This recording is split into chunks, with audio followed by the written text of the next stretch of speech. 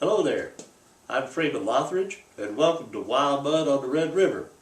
Today I'm going to throw about 6 pounds of clay that I have wedged up over here into a jug, and we'll use the jug later to make it into a face jug.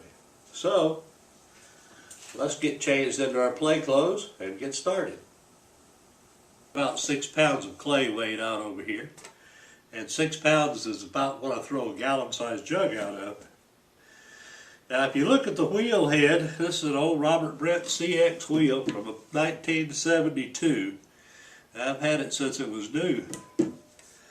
I started pottery with this wheel and $400 in the bank. I still got the wheel. Anyway, we're going to put a bat on the wheel head to help hold the clay while we throw it. And there are a lot of different ways to adhere the bat to the top of the wheel. There are some that have bat pins that stick up through your bat. This is just a little piece of 3/8 inch prime siding. It works pretty well. I don't like the bat pins because they get loose. They'll start to wear the holes, and then the bat wobbles around. So years ago I decided just to put some clay on top of the wheel head, and I throw it out sort of like I do a plate. Get it smooth and about the right thickness. Then I take my knuckles and pound on it as it turns slowly. What we're doing here is we're creating little suction cups so that when I put just a little bit of water on it, and I take my bat and center it fairly well, pound it down, it holds the bat in place. Now this clay is stoneware clay, and it's a mixture of several stoneware clays and some locally dug clays, because this is sort of scrap clay, and I like it because it's not all really perfect throughout. There'll be little bits and pieces and stuff in it that make it look real. So we've got our bat adhered to the top of the wheel head. Now this clay that I put on in the first place, I keep this pad of clay on here sometimes for up to a year. After I finish throwing and take the bat off, I cover it with a piece of plastic till the next time. And as long as it doesn't dry out, I continue to use it. So I've wedged the clay up. It's about 6 pounds, and I'm going to throw it down hard on the wheel head first. That helps adhere the bat to the clay underneath. It helps adhere it to the bat. And I'm going to get my hands wet here. It's about 30 degrees outside today, and the wind's blowing and it's snowing, but it's Valentine's Day, which is a little late for that kind of weather around here. So I use warm throwing water. It helps with the old arthritis and stuff. I don't worry too much about the clay when I throw it down as far as getting it centered. We're going to center it right here. Left hand I put up against my body to help push out against the clay. Right hand, first move, I'm going to push down on the clay. Down and out.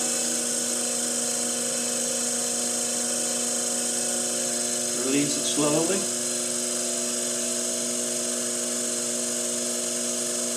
Push it down again.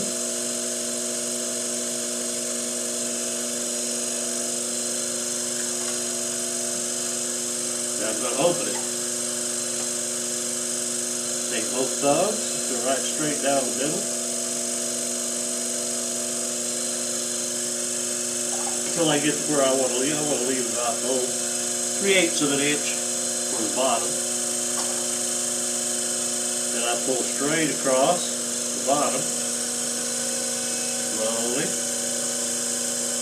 And I pull the clay back in towards me as we start to pull up the wall. I like to use a sponge to hold some water because it holds the lubricant right where you need it.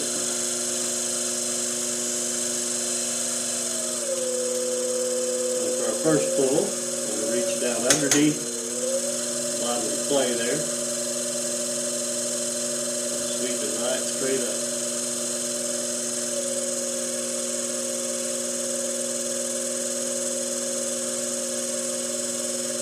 slowly release the top.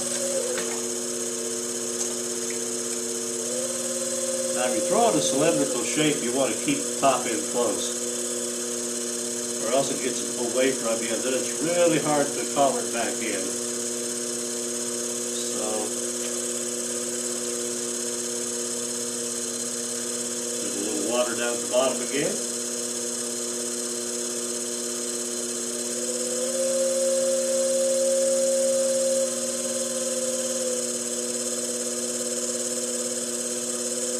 Pull it up.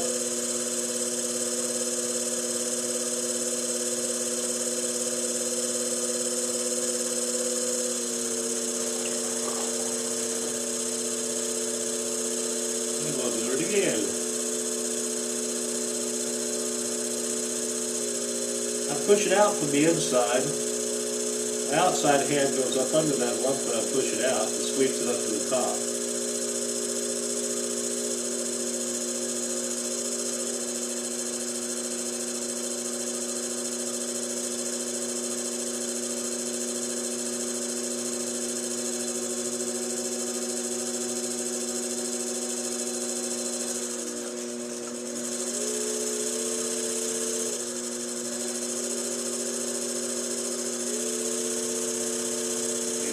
And I want to collar it in. Keep it close. We'll go back to the bottom again.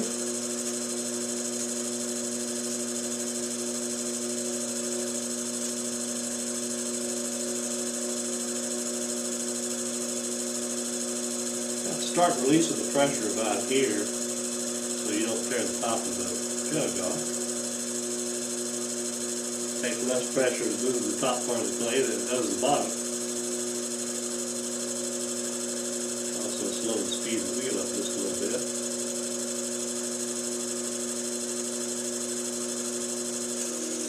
Okay.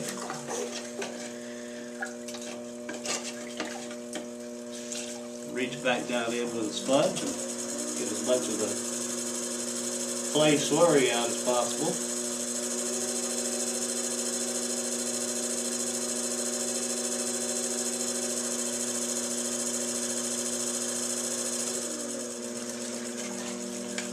Pretty good.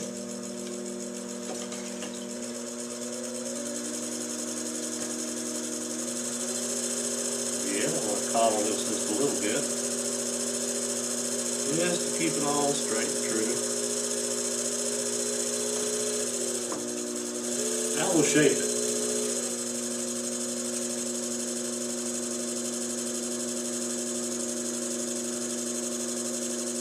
This time I either push out more with my inside hand to belly it out, or push more with my outside hand to narrow the shape.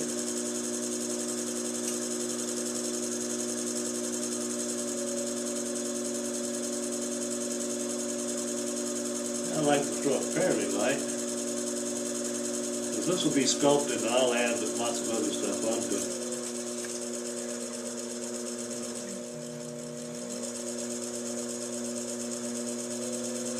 Establish that bottom edge.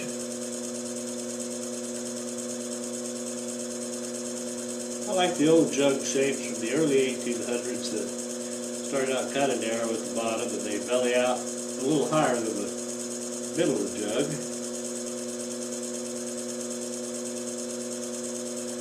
And then come back in. Makes a good base for putting the face on too.